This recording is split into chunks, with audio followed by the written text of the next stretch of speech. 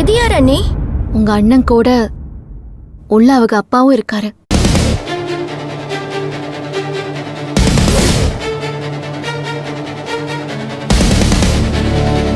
இந்த பொண்ணுக்கு யாருமே இல்ல. உங்க அண்ணன் இவளை வீட்டுக்கு கூட்டிட்டு போன்னு என்கிட்ட சொன்னாரு. அதையும் கூட்டிட்டு வந்தேன்.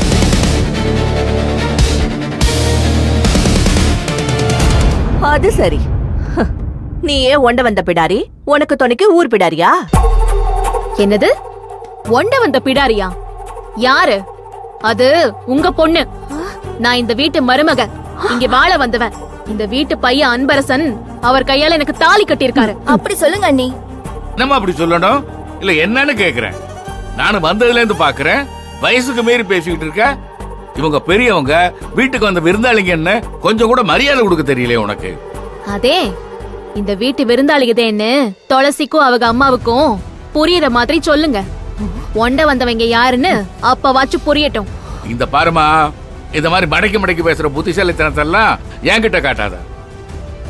என் வயசுக்கும் அனுபவத்துக்கும் உன்ன மாதிரி 1000 பேத்த பார்த்தவன் நான். அப்படி சொல்லுங்க. இப்படியே பேசி பேசி தானே நம்ம தவசிய மயக்கி இருக்கா? ஏண்டி, தாலி கட்டிக்கிட்டா மட்டும் நீ அவனுக்கு பொண்டாட்டி ஆயிடுவியா? இல்ல இந்த வீட்டு மருமகள் ஆயிடுவியா? போறவு தாலி கட்டிக்காம வேற என்ன செய்வாங்க? அவர் கையால தாலி கட்டிக்கிட்ட நான் தான் அவரோட பொண்டாட்டி. நான் தான் இந்த வீட்டு மருமகன். அது நான் சொல்லணும். சொல்லுவியா அத்த? சீக்கிரமே உங்க வாயால என்னைய உங்க மருமகன் சொல்லுவிய? அத்தை எப்படி பேசுறான்னு பாத்தீங்களா? இதுக்குதான் இவ வீட்டை விட்டு போனாதான் வீட்டுக்கு வருவேன்னு ஸ்ட்ராங்கா சொல்லுங்கன்னு அன்னைக்கே சொன்னேன். நீங்க தான் கேக்கல. இவ தான் 1 மாசத்துல போயிருவேன்னு கோயில்ல வச்சு பொய் சத்தியம் பண்ணி என்ன நம்ப வச்சுட்டாளே துளசி. இவ வந்தது பத்தாதுன்னு இப்ப ஊர்ல இருக்கிற கொலைகாரன் கொள்ளக்காரன் குடும்பத்தையெல்லாம் ஏன் வீட்டுக்குள்ள கூட்டிட்டு வரா? அத்த, ஜெயிலுக்குள்ள இருக்கிறவங்களா கெட்டவங்களும் இல்ல, வெளியே இருக்கிறவங்க எல்லாம் ரொம்ப நல்லவங்களும் இல்ல. உங்க புள்ள எப்படி நிரபராதியோ அப்படிதான் அந்த பொண்ணோட அப்பாவும் நிரபராதி. யாரா வேணாலும் எப்படிப்பட்ட உத்தமனா வேணாலும் இருந்துட்டு போட்டோம். இந்த வீட்டுல இதுக்கப்புறம் உனக்கே இடம் இல்ல, வெளியே போ. என்னது வெளியே போணுமா? யாரு? நானா? ஆ, நான் இந்த வீட்ல வாழ எனக்கு எல்லா உரிமையும் இருக்குது.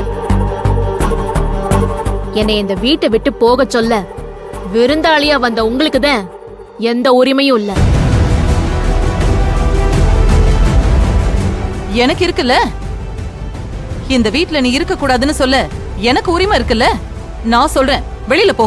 என்னைய மருமகளா ஏத்துக்க உங்களுக்கு மனசு இல்லைன்னு சொல்லுங்க, அத நான் ஏத்துக்கிறேன். அந்த மனசும் சீக்கிரமே மாறும். ஆனா என்னைய வீட்டை விட்டு போக சொல்ல இங்க யாருக்குமே உரிமை கிடையாதத்த. இப்படி எல்லாம் சொன்னா கேட்க மாட்டேமா இவ. இப்பவே கழுத்து கொடுத்து வெளியே தள்ள. நில்லுங்க.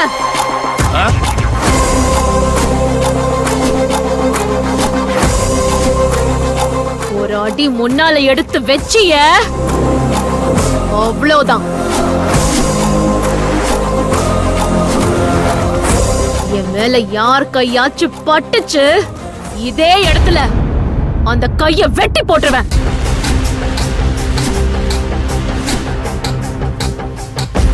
ஏத்த என்னைய கழுத்து புடிச்சு தள்ளுவேன்னு ஒரு ஆம்பளை எந்திரிச்சு வராரு, நீங்க வேடிக்கை பார்த்துட்டு இருக்கீங்கல்ல?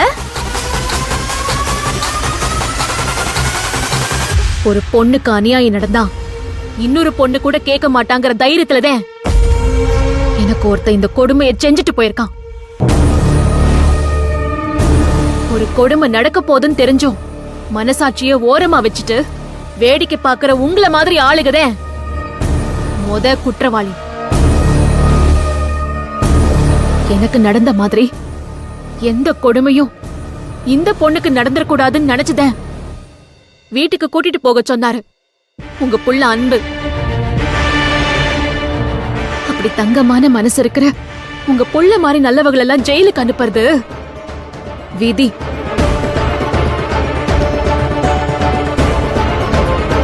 இந்த வீட்ல என் இடம் எதுன்னு எனக்கு தெரியும். அத முடிவு பண்ற உரிமை உங்க யாருக்கும் கிடையாது.